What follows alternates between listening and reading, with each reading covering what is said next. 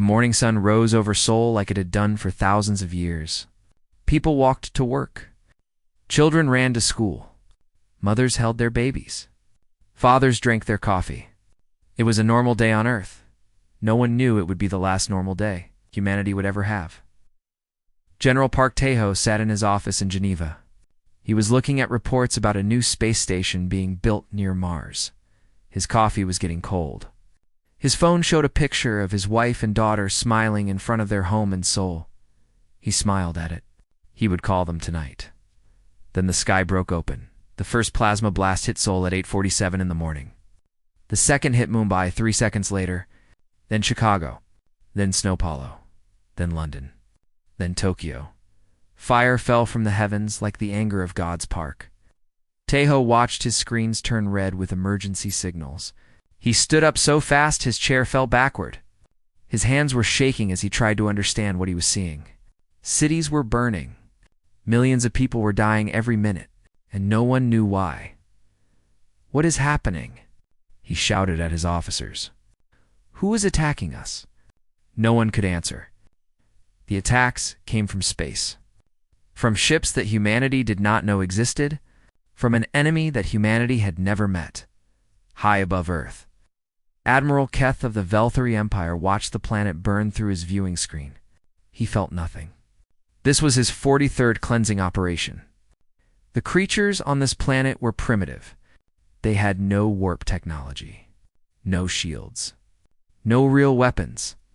They were like insects, and he was simply cleaning the ground before his empire could use it. "How long until completion?"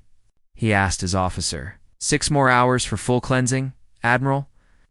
Keth nodded. "Continue. I want no survivors in the major population centers." He walked away from the screen. He did not even bother to learn the name of the planet. It did not matter. In a week, he would forget this place ever existed. On Earth, Park Tae-ho was trying to reach his family. He called again and again. The line was dead.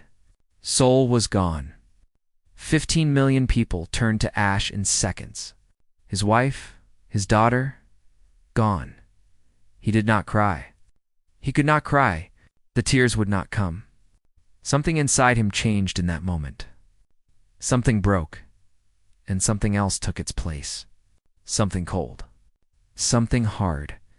Something that would never break again. Captain Kim Soo-jin was aboard the orbital station. Horizon, when the attack began. She was a naval strategist, smart and careful. When the alien ships appeared, she made a quick decision. "Cut all power," she ordered. "Everything. Make us look dead." Her crew obeyed. The station went dark. They floated in silence among the debris of destroyed satellites. Through the small windows, they watched Earth burn. Soo-jin pressed her hand against the glass. Her parents were in Busan. Her brother was in Seoul. She closed her eyes and made herself breathe slowly. Panic would kill them. Emotion would kill them. She had to think. She had to survive. Someone had to survive to fight back. For 6 hours, they watched. They recorded everything. The alien ships, their weapons, their formation, their communication signals. Soo-jin studied them like a hunter studies prey. She memorized every detail deep beneath the Swiss Alps. Dr. Lee Yuna felt the ground shake. She was working in an underground research facility, studying something most scientists said was impossible. Faster than light travel? Warp technology. Everyone said it could not be done. The lights flickered. Alarms rang. Her colleague ran into the room with a pale face. "The surface," he said. "Something is happening on the surface. Cities are being destroyed." Yuna ran to the communication center. She saw the same images everyone was seeing. Fire, death, destruction. Her mind, trained to solve problems, immediately began working. "Those weapons," she whispered. "That energy's signature. They have warp technology. They traveled here faster than light." She understood something in that moment. If the enemy could do it, then it was possible. The physics worked. She just had to figure out how. The attack lasted 8 hours. When it was over, 2.3 billion humans were dead. The great cities of Earth were smoking ruins. The Velthary fleet gathered their formation and prepared to leave. Admiral Keth sent his final report to the Empire. Planet 7412 and Sector 9 cleansed. Primitive species eliminated. Planet ready for resource extraction in standard time frame. He did not send a second thought to the burning world below. The fleet entered warp and vanished from the solar system. They did not look back. They did not check if anyone survived. They did not consider that the primitive species might be different from the hundreds of others. They had erased from the universe. This was their first mistake. It would not be their last. On Earth, the survivors crawled from the rubble. They pulled bodies from collapsed buildings. They searched for family members they would never find. They screamed. They cried. They held each other. General Park Tejo stood in what remained of the Geneva Command Center. The ceiling had collapsed. Dust covered everything. Around him, rescue workers were digging through concrete and steel to find survivors. He had not moved for an hour. He just stood there, looking at the sky. The alien ships were gone. The fire had stopped, but the smoke still rose from 1,000 burning cities. An officer approached him carefully. "Sir, General Park, what are your orders?" Park did not answer at first. His eyes were fixed on something far away, something beyond the sky, something beyond the stars. When he finally spoke, his voice was quiet, but every person in that broken room heard him clearly. "Open a channel to every military base that survived. Every ship, every station, every soldier." The officer nodded and ran to make it happen. Park waited until the channel was open. Then he spoke to the survivors of humanity. His voice did not shake. His words did not waver. "This is General Park Tejo, Supreme Commander of what remains of Earth's defense forces. Today we lost everything. Our cities, our families, our future. An enemy we never knew existed came from the stars and tried to erase us from the universe." He paused. His hands closed into fists. "They think we are dead. They think they killed us all. They are wrong. They made a mistake today, the worst mistake any species has ever made. They let some of us live." He looked up at the sky one more time. "Remember this day. Remember what they took from us. Remember the fire. Remember the dead. Because I promise you this, we will find them. Wherever they are, however long it takes, we will find them. And we will show them what happens when you hurt humanity." He lowered his head. "Start counting the dead, then start building. We have work to do." Channel closed. Across the burning planet, survivors heard his words, and something changed in the heart of every human who lived through that day. The Velthary. The Empire had wanted to end humanity instead. They had awakened something far more dangerous. They had given humanity a reason to unite and a reason to fight. 5 years passed. Earth changed. The planet that had once been divided by nations, languages, and borders became one. There were no more countries. There was only humanity. There was only the mission. There was only revenge. General Park Tejo stood on a platform overlooking the largest shipyard ever built. It stretched across the Pacific Ocean, floating on massive platforms that covered thousands of kilometers. Day and night, robots and workers built warships. The sound of construction never stopped. The fires of industry never went cold. Park had not taken a single day of rest in 5 years. He had not smiled. He had not laughed. The man who had watched his wife and daughter die had become something else. He had become a weapon aimed at the stars. "How many ships?" he asked his assistant. 412 combat ready, sir." "Another 200 in final construction." Park nodded. It was not enough. It would never be enough. But it was a start. Across the planet, every factory made weapons. Every school taught warfare. Every child learned about the Day of Fire. They learned the names of the dead. They learned to hate. They learned to wait. Dr. Lee Yuno worked in her laboratory deep underground. She had not seen sunlight in 3 years. She did not care. Sleep was a waste of time. Food was fuel for her brain. Nothing else mattered except the equations on her screens. The alien weapons had given her what she needed. The fragments left behind after the attack contained technology that should have taken humanity 1,000 years to develop. Yuna took it apart. She studied it. She understood it. And then she improved it. "It works," she whispered one night. Her hands were shaking. Her eyes were red from lack of sleep. "It actually works." She had done the impossible. She had created a warp drive. Humanity could now travel faster than light. The stars were no longer out of reach. The enemy was no longer safe. She called General Park immediately. "How soon can you build them?" He asked. "Give me 6 months. I will give you engines that are better than theirs." Park allowed himself to feel something close to satisfaction. "You have unlimited resources. Whatever you need. Whoever you need, get it done." Yuna got it done. Within a year, the first human warp-capable ship completed its test flight. It jumped from Earth to Mars in 3 seconds. The crew cheered. Yuna did not cheer. She was already working on the next project, the weapon. She called it the Reply. It was a missile capable of destroying a planet. Not just the surface. The entire planet.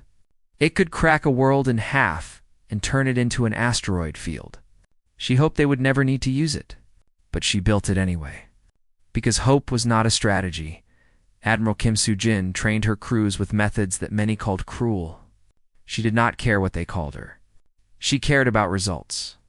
Her sailors learned to fight without sleep. They learned to repair their ships while under fire. They learned to die for each other without hesitation.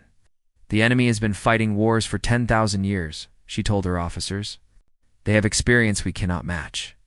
So we will match them with something else. Will, fury, the absolute refusal to lose." She showed them recordings of the Day of Fire. She made them watch the cities burn. She made them hear the screams. Some officers cried. Some vomited. Soo-jin watched with cold eyes. "Remember this feeling?" she said. "Keep it in your heart. Let it burn there. When we meet the enemy, let it out." She was given command of the flagship, a massive vessel named UEC Remembrance. The name was chosen carefully. Every ship in the fleet had a similar name. Vengeance, Justice, Retribution, Never Forget. Souls, children. The names were reminders. The names were promises. Lieutenant Baek Jin-ho was 22 years old when the attack happened. His little sister was 7. Her name was Minji. She was afraid of the dark. She liked to draw pictures of flowers. She wanted to be a dancer when she grew up. She died in Seoul. Holding her mother's hand, Jin-ho was in space when it happened. Training at a military academy on the moon, he survived because he was not on Earth. This fact haunted him every day. He should have been there. He should have protected her. He became a pilot. The best pilot in the fleet. He flew like he did not care if he lived or died, because he did not. The only thing keeping him alive was the mission. Kill the enemy. Avenge Minji. He was given command of a special fighter squadron. He named them the Morning Wolves. They were all like him. They had all lost everything. They were all willing to die. This made them the most dangerous pilots in human history. Commander Yoon Hana worked in the shadows. Her job was intelligence, gathering information, learning about the enemy, finding their weaknesses. She was the one who figured out who had attacked Earth, the Velthri Empire, a civilization that had ruled part of the galaxy for 15,000 years. They had destroyed hundreds of species. They considered it routine. They called it cleansing. Hana studied everything about them. Their culture, their military, their psychology. She learned that they were arrogant. They believed they were the greatest species in the universe. They had never faced a real challenge. They had never met an enemy that refused to surrender. "This is their weakness," she told General Park. "They do not know what it means to fight someone who has nothing to lose. They do not understand revenge. They have never needed to."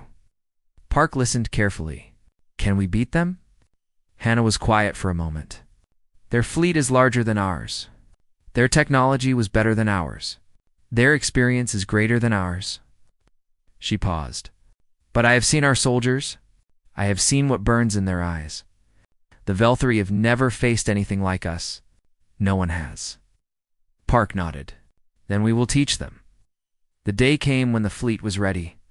400 warships gathered beyond Mars. They were painted black, the color of mourning. Each ship carried the names of the dead written on its hull. Millions of names. Billions of promises.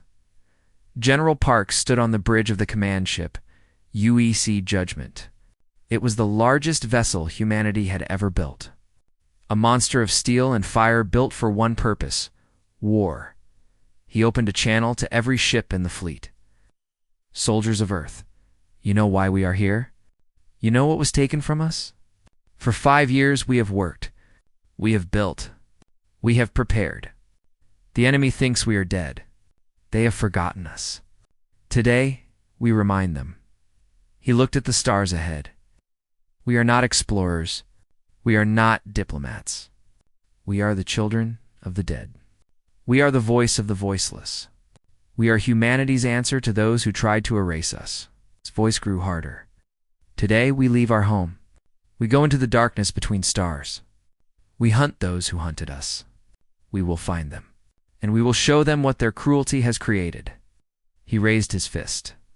For Earth, for the fallen, for the future, the fleet responded as one.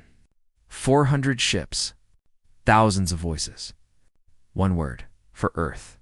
The warp drives activated. Reality bent around the ships, and then they were gone. The solar system was empty and quiet once more. Humanity left home. Not as explorers, as hunters, and somewhere across the galaxy, the Velthari Empire continued their existence without worry. They held their celebrations. They counted their wealth. They looked at the stars and saw only their own greatness. They did not know what was coming. They would learn soon enough. The Velthari Empire had existed for 15,000 years. In that time, they had conquered over 2,000 worlds. They had destroyed 417 species. They had built the greatest civilization the galaxy had ever seen. They feared nothing. Why would they? Nothing could threaten them. High Counselor Marith was old, even by Velthari standards. She had served the Empire for 300 years. She had seen many things, but she had never seen anything like the reports now crossing her desk. A mining colony on the edge of the Empire had gone silent. Investigators found it destroyed. Every building burned. Every ship wrecked. Every worker dead. There were no survivors. There was only a message, repeating on every frequency. We are humanity. You struck our world. We are coming. Roth read the message several times. Humanity. She did not recognize the name. She searched the records and found a brief note about a cleansing operation 7 years ago. A primitive species on an unremarkable planet. Nothing special. Nothing worth remembering. Yet someone was using their name. Someone was attacking the Empire. She brought the report to Emperor Rothus. He sat on his golden throne, surrounded by servants and advisors. He barely looked at the document. Pirates, he said, waving his hand. Or rebels using a false name. Deal with it, Your Majesty. The attack was precise. Professional. The weapons used were advanced. This was not pirates, Rothus laughed. It was not a kind laugh. You worry too much, Marith. The humans are dead. We killed them ourselves. This is nothing. Increase patrols in the outer sectors. The problem will solve itself. Aroth bowed and left. She did not believe the Emperor. Something was wrong. She could feel it. Admiral Kim Soo-jin stood on the bridge of the Remembrance. Watching the debris of the mining colony float past her windows, her face showed no emotion. There was no joy in destruction. There was only duty. There was only the mission. Any survivors? She asked. None, Admiral. The colony is completely destroyed. Good, leave the beacon. Move to the next target. The fleet vanished into warp. They had been doing this for 6 months. Hitting targets on the edge of the Empire, destroying supply lines, killing patrols. Always leaving the same message. Always disappearing before reinforcements arrived. Soo-jin called it teaching. She was teaching the Velthari what fear felt like. She was teaching them that they were not safe. She was teaching them to look over their shoulders. Lieutenant Baek Jin-ho led every dangerous mission. His morning wolves flew faster and harder than any other pilots. They took risks that should have killed them 100 times. But they survived. Again and again, they survived. Gin-ho did not understand why. He did not care. All he knew was that every Velthari ship he destroyed brought him closer to peace. Every enemy death was a gift to Minji. Every explosion was a flower on her grave. He had started collecting trophies, command insignias from Velthari officers. He kept them in a small box in his quarters. 47 insignias, 47 officers who would never kill another human child. It was not enough. It would never be enough. But it was something. Commander Yoon Hana worked constantly, gathering intelligence. She captured enemy communications. She interrogated prisoners. She mapped the Empire's defenses. And she planned the next phase of the war. One day she brought news to Admiral Sujin. "I know where their homeworld is." Sujin looked up from her maps. Her eyes were sharp. "You are certain?" "I captured a Velthari officer alive." He was very eager to talk after a few days. Hannah's voice was cold. She did not explain what those days had involved. The planet is called Veltharis. It is the center of their empire. Their emperor lives there. Their main fleet is stationed there. How strong are their defenses? Strong, but not as strong as they think. They have never been attacked. They do not believe anyone would dare. Half their fleet is spread across the empire, maintaining control of their territories. The other half guards the homeworld, but they are lazy, careless. They have never faced a real threat. Sujin nodded slowly. "Send the information to General Park. We need to plan the final attack." Reports kept coming to High Counselor Marith. A patrol fleet disappeared. An ammunition depot exploded. A communication station went dark. Every time, the same message was left behind. "We are humanity. You struck our world. We are coming." Marith noticed something that frightened her. The attacks were getting closer to the center of the empire. Whoever was doing this was not running. They were advancing. They were hunting. She went to Emperor Rothus again. This time, she brought evidence. Maps showing the pattern of attacks. Reports from surviving witnesses. Analysis of the weapons used. Your Majesty, this is not random violence. This is a military campaign. Someone is systematically destroying our outer defenses. They are coming toward us. Rothus looked at the evidence. For a moment, his confidence flickered. Then he straightened on his throne. It's impossible. No species would dare attack the Empire directly. We are the masters of this galaxy. We have been for 15,000 years. These are isolated incidents.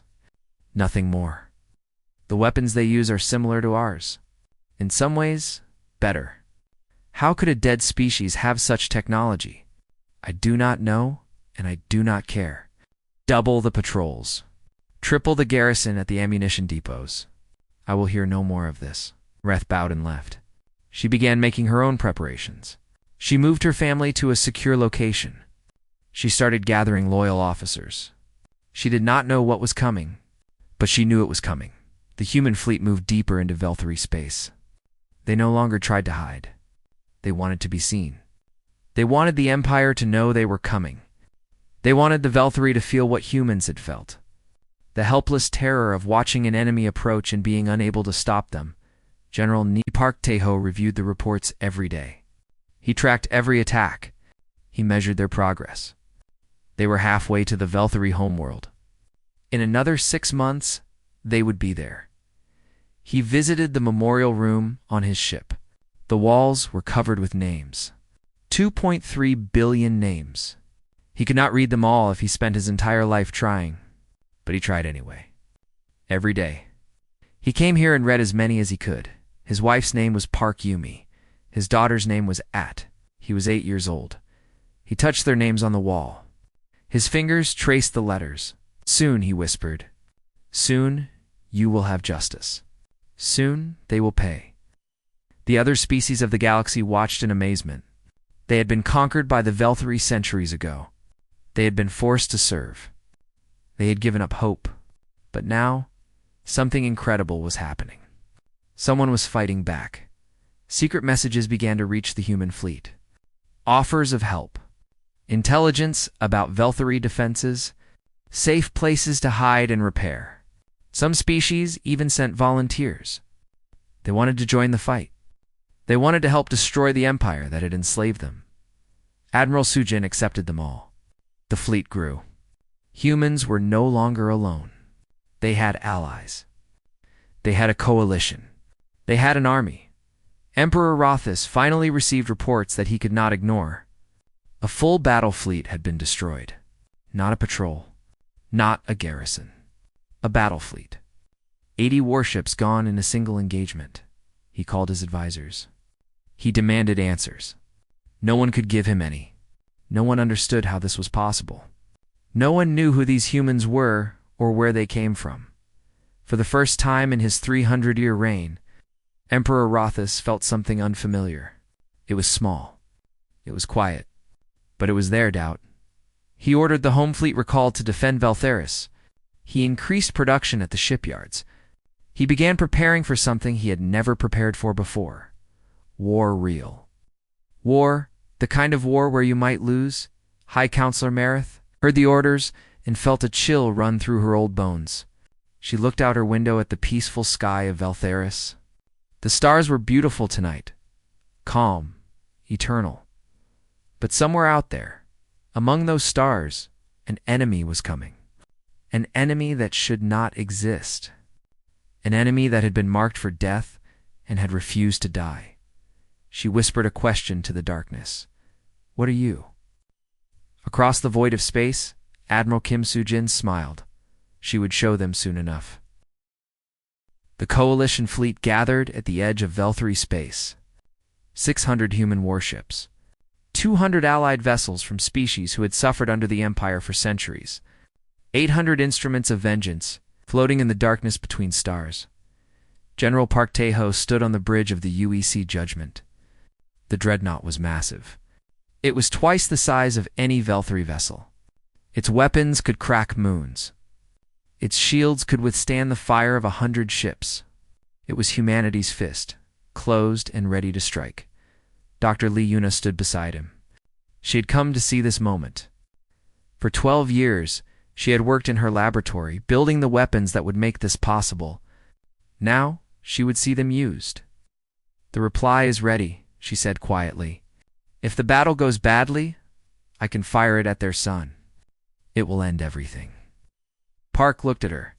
You are willing to do that? Kill billions of people. Yuna's face was hard. They killed billions of hours. I will do whatever is necessary. Park nodded. He understood. They all understood. This was not about morality anymore. This was about survival. This was about justice. This was about making sure no one ever attacked humanity again. Admiral Kim. Sujin contacted the general from the Remembrance. The fleet is in position. All ships report ready. The Velthury do not know we are here yet. Could begin the transmission. Every communications officer in the fleet activated their systems at the same moment. They sent a message on every frequency. They broadcast it to every screen, every device, every receiver in the Velthury Empire. It reached the homeworld. It reached the Emperor's palace. It reached every citizen on every planet. General Park appeared on screens across the galaxy. His face was calm. His eyes were cold. His voice was steady. Emperor Rothus. I am General Park Tae-ho of the United Earth Coalition. 12 years ago, your Admiral Keth came to our world. He did not warn us. He did not speak to us. He did not offer us a choice. He simply murdered 2.3 billion people. Park paused. His jaw tightened. He called it a cleansing.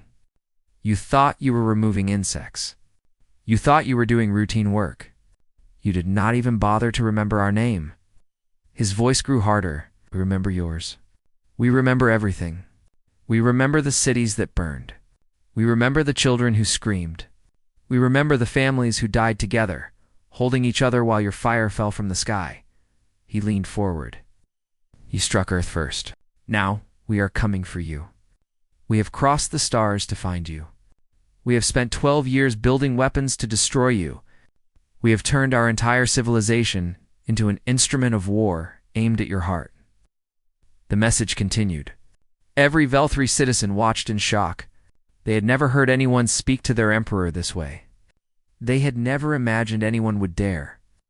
"You may surrender unconditionally and face justice for your crimes. You may hand over Admiral Keth and every officer who participated in the attack on Earth. You may dissolve your empire and free the species you have enslaved." Park straightened, "Or you may fight. But understand this. We did not come for your territory. We did not come for your resources.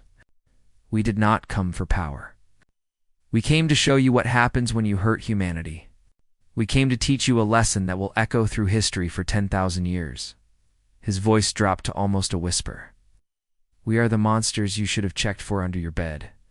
We are the nightmare you did not know you were creating. And we are very, very good at what we do." He raised his hand. "You have 1 day to respond. After that, we come for you, and we will not stop until we have justice." The transmission ended. The galaxy was silent. Emperor Rothus sat on his throne, staring at the screen where the human general had appeared. His advisors waited nervously. High Counselor Marith watched the Emperor's face, looking for any sign of what he was thinking. For a long moment, Rothus did not move. Then slowly, he began to laugh. It was a harsh sound, an ugly sound. Surrender. To these animals, these creatures we should have wiped out completely. He stood up, his robes flowing around him. They dare threaten me? They dare threaten the Velthri Empire. He turned to his military commander. "Admiral Veth, how many ships do we have?" 2,000 combat vessels, Your Majesty. All stationed around Veltheris. Good. These humans have less than 1,000. We will crush them. We will destroy every single one of their ships. Then we will find their planet and finish what Keth started. This time, we will leave no survivors." Marith stepped forward. "Your Majesty, perhaps we should consider silence." Rothus shouted. "I will not hear talk of surrender. I will not hear talk of negotiation. These humans are nothing. They will learn their place. They will learn to fear the Empire." He walked to his window and looked up at the stars. "Tomorrow, we end this." Lieutenant Beek Jinho sat in the cockpit of his fighter. The morning wolves were ready. 40 pilots, 40 warriors who had nothing left to lose. They had painted their ships black. They had written the names of their dead on their wings. Ginho looked at the small picture attached to his control panel. Minji smiled at him from the image. She was holding a drawing she had made. Flower. A simple flower. "Almost there," he whispered to her. "Almost done," his squadron leader called over the communication system. "All wolves report ready." Every pilot answered in turn. Ginho was the last. "Wolf leader is ready. Let's go hunting."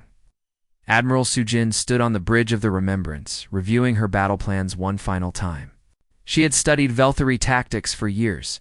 She knew how they thought. She knew how they fought. And she knew exactly how to beat them. "They will come out to meet us," she said to her officers. "They believe their numbers will overwhelm us. They will form their standard battle line and try to crush us with direct firepower." She pointed at the tactical display. "We will let them think they are winning.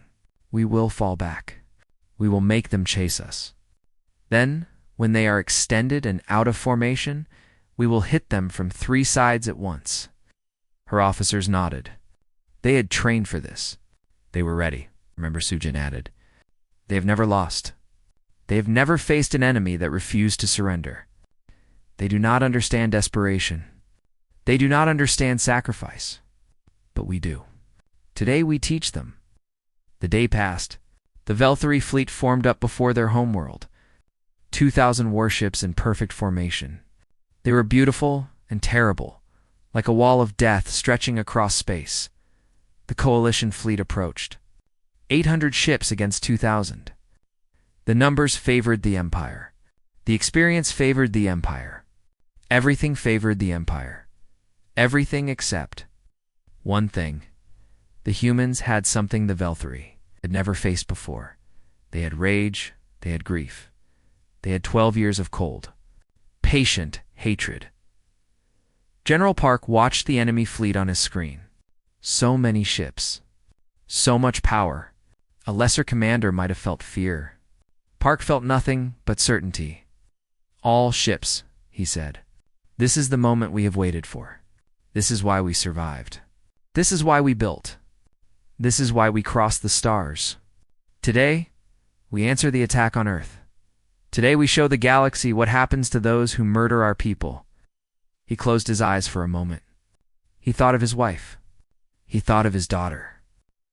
He thought of 2.3 billion souls crying out for justice. Today, we give them their answer. He opened his eyes. All ships. Weapons free. Attack. The Battle of Eltheris began. The largest battle in galactic history. The battle that would decide the fate of two civilizations. And in the darkness of space, the fire started to fall once more. The battle was chaos. Fire and metal filled the void between the stars. Ships exploded in brilliant flashes. Fighters darted between giants like angry wasps. The screams of the dying mixed with the roar of weapons across every communication channel. Admiral Sujin watched the tactical display with sharp eyes. The first phase was going exactly as planned. Her fleet was falling back, letting the Velthari push forward. The enemy was confident, arrogant. They thought they were winning. They were wrong. Admiral Veth is extending his center, her tactical officer reported. He is trying to surround us. Good. Let him. Wait until his flanks are exposed. Sujin's voice was calm. She had waited 12 years for this moment. She could wait a few more minutes. The Velthari pushed harder. Their ships poured fire into the retreating human fleet. They destroyed a dozen coalition vessels. Then 20. Then 50.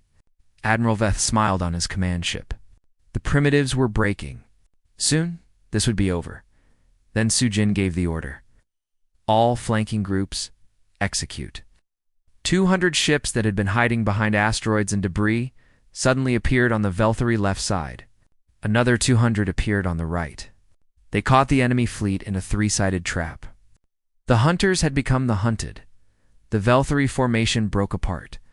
Ships tried to turn to face the new threats. They crashed into each other. They blocked their own firing lines. Confusion spread through their ranks like a disease. Admiral Veth screamed orders, but it was too late. The trap had closed. His fleet was being torn apart from 3 directions at once. Lieutenant Ding Beek Jin-ho led the Morning Wolves into the heart of the enemy fleet. His squadron flew like demons, weaving between capital ships, destroying fighters, targeting command vessels. They were untouchable. They were legends. Gin-ho spotted Admiral Veth's flagship. The massive command ship was trying to retreat. Trying to escape? Wolves with me, Jin-ho ordered. That ship does not leave.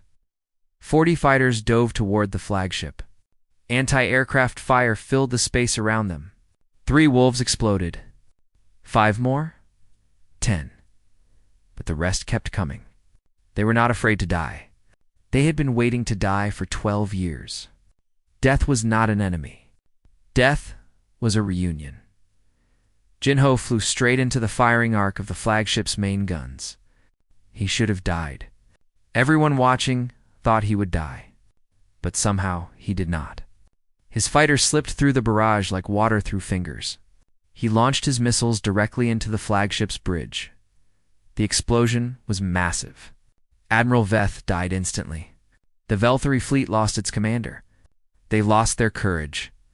They lost their will to fight. Ships began to surrender.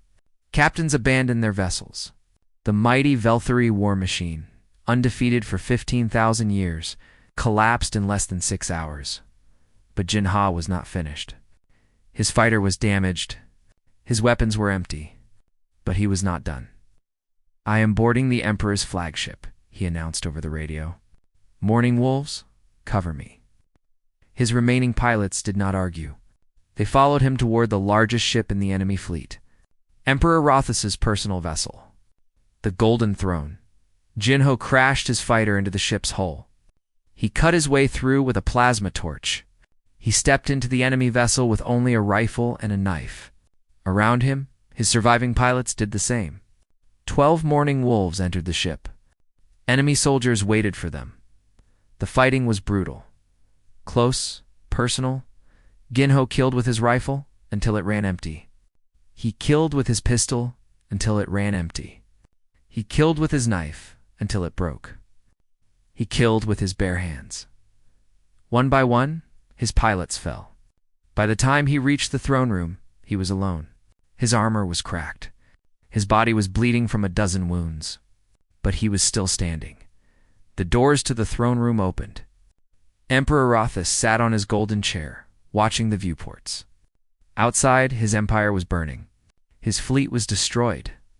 His dream of eternal power was dying. 2 guards stood before him. Ginho killed them both in 3 seconds. He was beyond pain now, beyond exhaustion. He was a machine of vengeance, and he had one final task.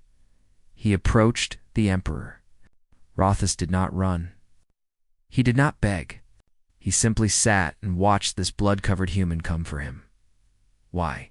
Rothus asked. His voice was quiet, confused. "You were nothing? Insects on a rock?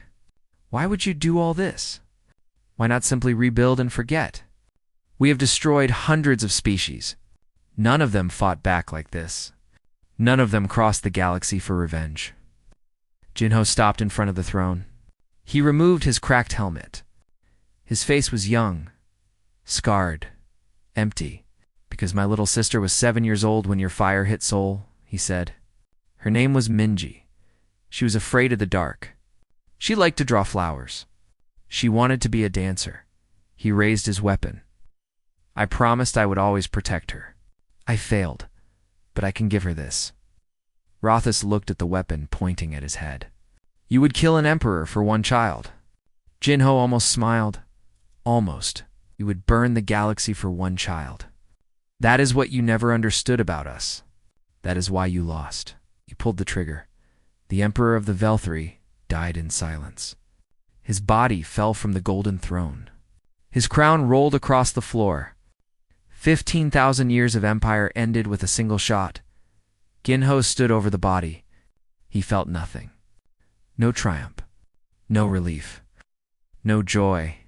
Just emptiness. The rage that had kept him alive for 12 years was finally gone. There was nothing left. He sat down next to the fallen emperor. He closed his eyes. "I am coming, Minji," he whispered. "Wait for me." When the Coalition Marines found him an hour later, he was still alive. Barely. They carried him to a medical ship. The doctors said it was a miracle. Ginho did not feel like a miracle. He felt like a ghost who had forgotten how to die. General Park Taeho stood on the steps of the Imperial Palace. Coalition flags flew from every tower. Allied species walked freely through streets where they had once been slaves. The war was over. The Empire was finished. Dr. Leuna stood beside him. Her weapon had not been needed. She had watched the entire battle from the Bridge of the Judgment. Her finger over the firing button, ready to destroy the Velthri sun if necessary. But Sujin had one. The fleet had one. Humanity had one. "Is it over?" Yuna asked. Park looked up at the alien sky. The stars were different here. Strange, cold. But somewhere among them, Earth was still there. Rebuilding. Healing. Growing. "For them, yes," he said. "For us, I do not know if it will ever be over. I do not know if I can ever forget. But at least now they will remember. The whole galaxy will remember." Admiral Sujin's voice came over his communication device. "General, we are receiving transmissions from across the galaxy. A dozen species want to talk. They want to know who we are. They want to know what comes next." Park was quiet for a long moment. What did come next? He had spent 12 years planning for war. He had not thought about what would happen after. He looked at the palace behind him. He thought about the billions of Velthri citizens who were now wondering about their future. He thought about the species who had been enslaved and were now free. He thought about humanity and what they would become. They could become conquerors. They had the power now. They could take the Empire's place. They could rule the galaxy with the same iron fist, or they could become something else. Tell them, he said slowly, that we are humanity. Tell them we protect our own. And tell them that anyone who wants to join us in building something better is welcome. He paused. Tell them the age of empires is over. The age of partnership begins. 100 years later, the Galactic Coalition stretched across 1,000 worlds. Species who had been enemies for millennia now worked together. Trade flourished. Science advanced. Children were born who had never known war. At the center of it all was Earth, the small blue planet that had almost been erased from existence. The planet that had refused to die. On that planet, in the city of Sol, there stood a memorial. It was simple. A wall of black stone with names carved into it. 2.3 billion names. Every person who died on the Day of Fire, every year, representatives from every coalition species came to pay their respects. They laid flowers. They spoke words of remembrance. They promised to never forget. Lieutenant Beek Jin Ho came every year. He was old now. His hair was white. His body was weak. But he always came. He always found the same spot on the wall. He always traced the same name with his fingers. Beek Minji. Age 7. He had married after the war. He had children, grandchildren. He had lived a full life. But part of him had never left that throne room on the golden throne. Part of him had died with the emperor he killed. He looked at Minji's name one last time. Around him, children played in the memorial garden. Their laughter filled the air. They did not know about the war. They did not know about the pain. They only knew peace. I kept my promise, Jinho whispered. I protected you. I protected all of them. Above the memorial, carved in stone, were the words that began humanity's journey to the stars. You struck Earth first. We did not forget. But below those words, someone had added new ones. Words that spoke of what humanity had become. We did not forget. But we learned to forgive, and we built something better. Ginho smiled. For the first time in over 100 years, he truly smiled. Then he sat down beside the wall, closed his eyes, and went to find his sister at last. The stars continued to shine. The galaxy continued to turn. And humanity continued to protect its own, forever.